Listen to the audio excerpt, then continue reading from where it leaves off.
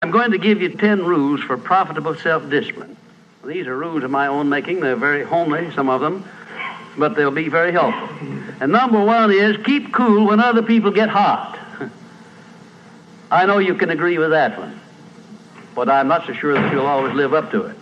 We're inclined, all of us, to get hot when the other fellow gets hot. Say angry things when the other fellow starts saying angry things. I was in the home of the president of a big electric power company one evening when there came a storm, and he called up one of his head men to go out to take care of an emergency that happened as a result of that storm. It was on Sunday evening. The man was gone about 2 hours, and when he came back, he came up on the front porch of the home of this man and called him out on the porch, and I never heard a man get such a tongue lashing in all my life as this president of the electric power company gets. Says, you blankety blank blank, you think because you're the president of the company, blankety blank blank, and I'm just as good as you are, blankety blank blank. Oh, it was terrific. I only heard one side of the conversation because there was only one side of it. One man was doing all the talking, and one man was doing all the listening. And after this had been going on for fully 3 minutes, the other man ran out of wind and had nothing more to say. He was mad, you see, because they'd called him out on this stormy night. I heard the president close the door, and he came back, and he just smiled and said, why, the man was a little bit hot, wasn't he? That's all he said. A little bit hot, wasn't he? I expected any moment to hear fists begin to fly out there.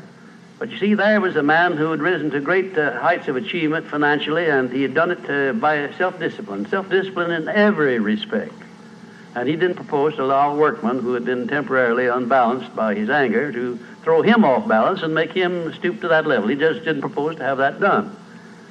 And you'll notice when you get into an argument with anyone, and you're apt to if you don't watch yourself, that if you'll just remain silent while the other fellow's blowing off his top, he finally gets to the point where he's got no more top to blow off.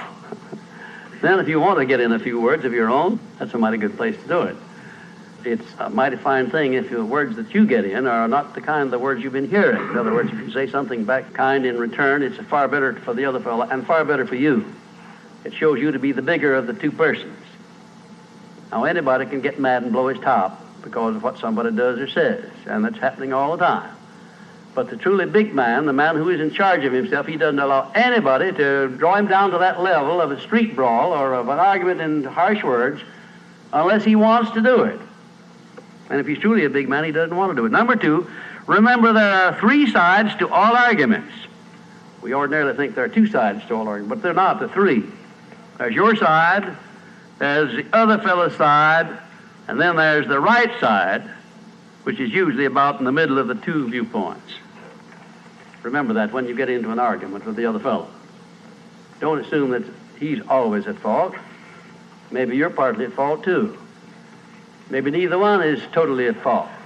The chances are, in all of the arguments I've ever heard, both parties were partly to blame in one way or another.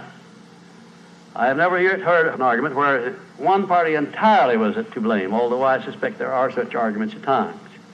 Number 3, never give directives to a subordinate when you're angry. If the matter is urgent, then cool off quickly. Number 4, treat all people as nearly as possible as if they were rich relatives from whom you expected to be remembered in their will. Now that's a good one. That's a honey. That is a honey. If you just do that, treat all people as if they were rich relatives from whom you expected to inherit something at their death. And you can do that. You know, if you had a rich relative that had $1 million he was going to leave to you, or you suspected he was going to, it wouldn't make very much difference what he said or did. He would never throw you off balance. You'd never talk back to him, would you? Of course you wouldn't. It'd be quite silly if you did. Keeping quiet for $1 million seems to me to be a very easy price to pay.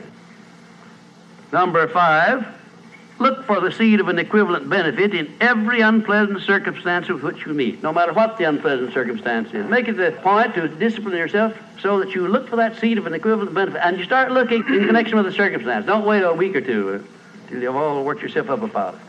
Start right in where you stand. It'll lessen the blow. It'll lessen the hurt of the wound, whatever it happens to be, if you start looking for that seed of an equivalent benefit.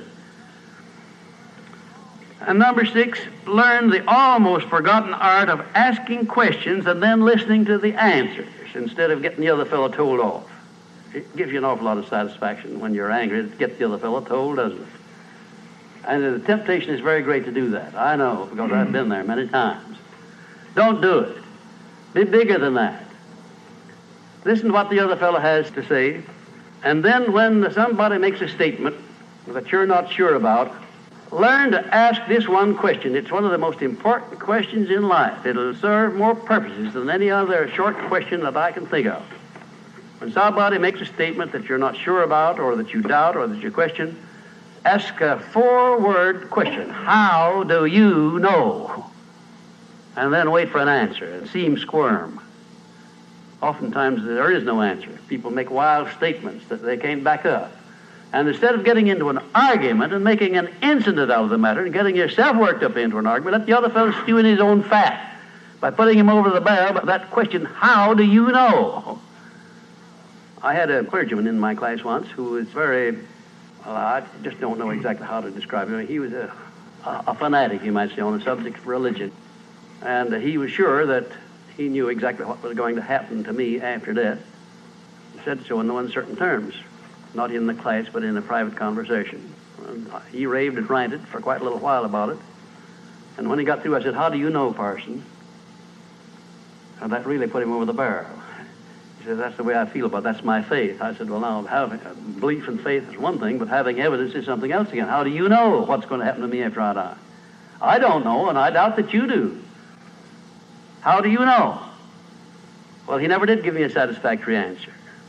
There are a lot of questions that come up in life in connection with which, if you'll ask that one thing, how do you know, you'll find that the other fellow will be off balance, and you don't need to make an incident out of what he says. You don't need to get mad at what he says. 7, never say or do anything which may influence another person without first asking yourself this question: will it benefit him or hurt him? And if it will hurt him, don't do it.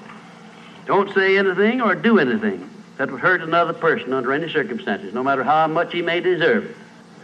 Exercise self-discipline. Don't do that, because if you hurt another man, you're going to hurt yourself 10 times as much at least, because that hurt will come back on you. I don't care who you are nor what circumstances you're working under or living under. If you hurt another person, you will be hurt 10 times as much. And if the hurt doesn't come immediately, the rate of interest on that is compound interest on compound interest, and it'll be 100 times as great if you wait long enough. Because everything that you do to or for another person, you do to or for yourself. There is no escape from that. That's just as much a law as the law of gravitation, which everyone understands. You know that if you stepped over the top of this building, no matter what your mind was or what your belief happened to be, if you stepped over the top of this building and violated the law of gravitation, that you'd hit the ground and you'd die in a very few seconds. And this law, which brings you back that which you send out, is just as inevitable, just as inexorable as the law of gravitation or any other of nature's laws. Number 8, learn the difference between friendly analysis and unfriendly criticism. Then decide which you wish to live by in your relations with others. Now, friendly analysis is one thing and is welcomed by most sensible people.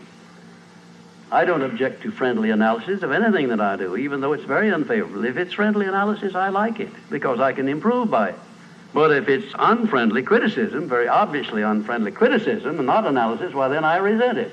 I wouldn't be human if I didn't. How can I tell whether it's friendly analysis or unfriendly criticism? How would you go about telling?